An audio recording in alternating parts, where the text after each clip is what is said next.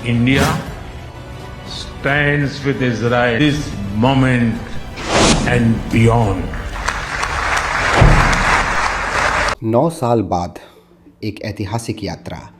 भारत के प्रधानमंत्री नरेंद्र मोदी अभी इजराइल में हैं।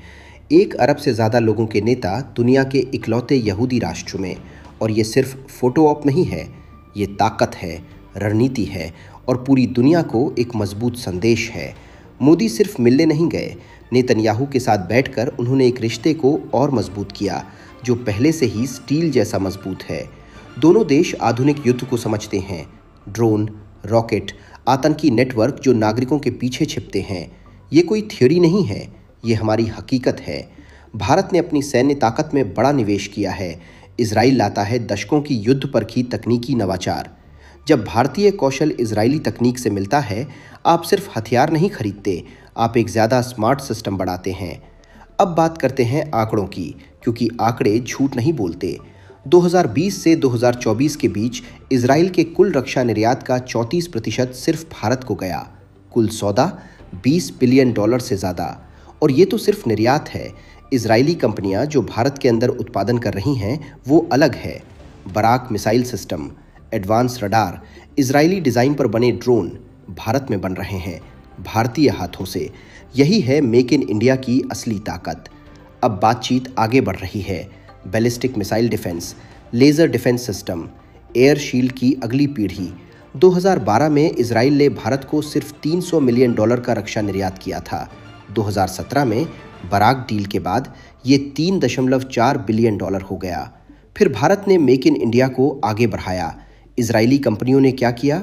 खुद को ढाला। भारत में सब्सिडियरी खोली, प्रोडक्शन लाइनें लगाईं, टेक्नोलॉजी ट्रांसफ़र किया।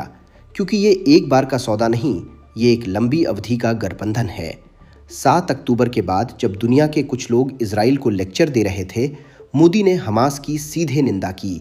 कोई भ्रम नहीं, कोई दोनों पक्षों वाली बात नहीं, सिर्फ नैतिक स्पष्टता। भारत ने आतंकवाद झेला है, भारत ने निर्दोष नागरिकों को खोया है उग्रवादी हिंसा की वजह से। इसलिए जब भारत इजराइल के साथ खड़ा होता है, ये भावनात्मक नहीं है, ये सिद्धांतों पर आधारित है। भारत जानता है शत्रुतापूर्ण पड़ोसी का मतलब क्या होता है। पाकिस्तान, दशकों से सीमा पार आतंकवाद। ऑपरेशन सिंदूर ने दिखा दिया, जब खतरे लहरों में आते हैं, ड्रोन, मिसाइल, समन्वित हमले, तो या तो आपके पास मजबूत ढाल होती है या फिर आपको कीमत चुकानी पड़ती है। इजराइल पूर्व की ओर झुक रहा है।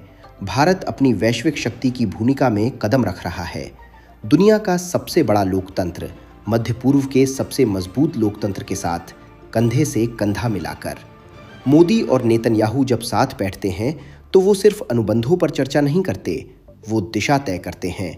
जो लोग अब भी सोचते हैं कि इजराइल अलग थलग है, उन्हें फेक न्यूज़ से बाहर आना चाहिए। भारत के प्रधानमंत्री अभी यरूशलेम में हैं।